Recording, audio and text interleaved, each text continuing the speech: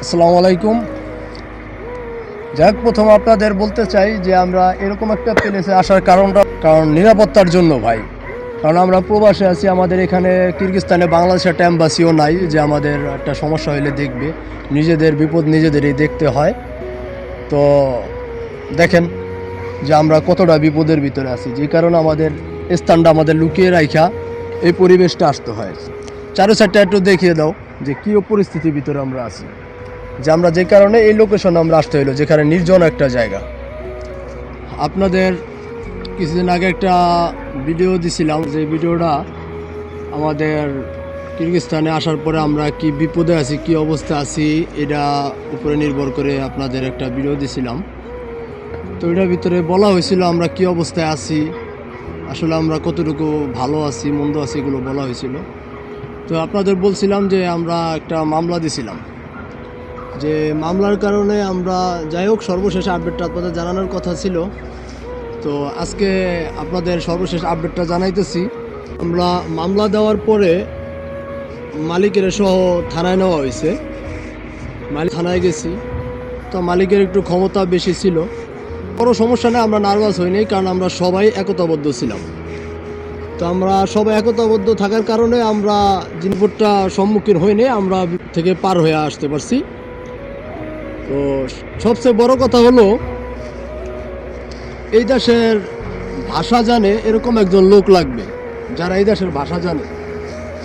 যেমন একজন লোক আছে যে আমাদের বাংলাদেশে পড়ালেখা করছিল, উনি বাংলা ভাষাটাও সুন্দর জানে, কিরগিজ ভাষাটাও সুন্দর জানে।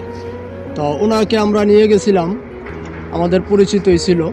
তো নিয়ে যাওয়ার পরে যেমন উনি সুন্দরভাবে কথা বইলা বুঝাইয়া দিছে, আমরা ওনাদের কাছে বলছি আমাদের কি কি সমস্যা ছিল, এটা বলা হয়েছে। বলার পরে উনি বিষয়টা পুলিশরে সুন্দরভাবে বুঝাইয়া দিছে। তাই আমরা মামলাটা দেওয়া হয়েছে, পুলিশের সাথে কথাবার্তা হয়েছে। হওয়ার পরে সর্বশেষ, যেমন মামলা দেওয়ার পরও সর্বশেষ আমরা অনেক ঝড়ঝাপটা গেছে আমাদের উপরে। ঝড়ঝাপটা যাওয়ার পরও আমরা জয়ী হয়েছি। যেমন জয়ী হয়েছি বলতে, পুলিশ আমাদের বুঝায়া পাঠায় দিছে ওই ফ্যাক্টরিতে, আবার পাঠাইছে যে তোমরা যাও, তোমাদের কোনো সমস্যা হবে না। তো মালিকেরা বইলা দিছে যে ওদের কোনো সমস্যা করবি না, ওদের পাসপোর্ট দিয়ে দিতে হবে আর বেতন দিয়ে দিতে হবে। তো সর্বশেষ আমাদের আর কি বেতনটা দেওয়া হয় নাই, আমাদের 3-4 দিন পরে পাসপোর্টটা দিয়ে দিছে। পাসপোর্ট দিয়ে দেওয়ার কারণে আমরা ওইখান থেকে বের হয়ে আসছি, অন্য কোথাও চলে আসছি। তো অন্য কোথাও চলে আসার পরে আমরা যখন একটা কাজের জন্য একটা ফ্যাক্টরিতে গেলাম, ওই ফ্যাক্টরিতে যেমন কথা হয়েছিল যে আমরা কাজ করব, তো আসার পরে দেখি আমাদের বেতনে রাখবে না, প্রোডাকশনে রাখবে। ঠিক আছে, তখন আমরা জানি যে আমাদের প্রোডাকশনে না, বেতনেই রাখবে। কিন্তু আসার পরে দেখি আমাদের প্রোডাকশনের কথা বলতেছে।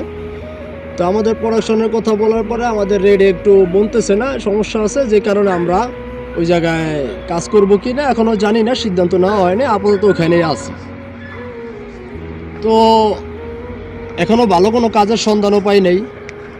আপনারা দোয়া করবেন যাতে ভালো কোনো কাজের সন্ধান পাই। আর আপনাদের কাছেও যদি এরকম কোনো ভালো কাজের সন্ধান থাকে অবশ্যই আমাদের জানাবেন।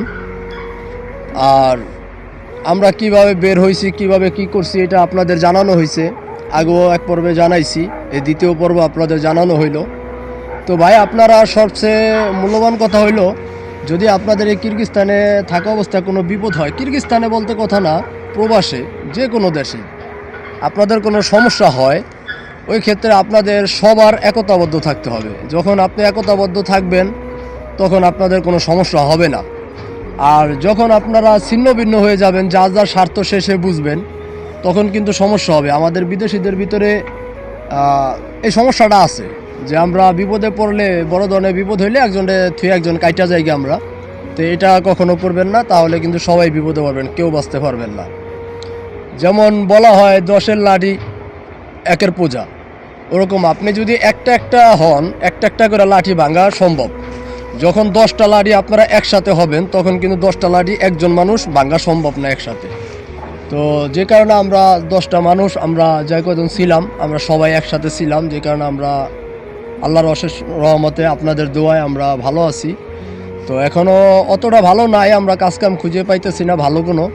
আর তাছাড়া যেখানে কাজে যাই আমাদের পাসপোর্ট আছে, ভিসা আছে, তারপরও যেমন আমাদের মালিকরে ফোন দিয়ে কথা বলে, মালিকে বলতেছে যে পুলিশ ক্লিয়ারেন্স বলতে একটা কথা আছে, ওই জিনিসটা আমাদের কাছে দেওয়া হয় নাই। মালিকে বলতেছে 1-2 মাস পর আমাদের নিয়ে যাবে। তো আমরা 2 মাস পর যাইতেছি না ওইখানে। তো জানি না আমাদের কি হয়, দোয়া করবেন। আর যদি আপনাদের ভালো কোনো সিদ্ধান্ত থাকে, কোনো পরামর্শ থাকে, অবশ্যই আমাদেরকে দিবেন।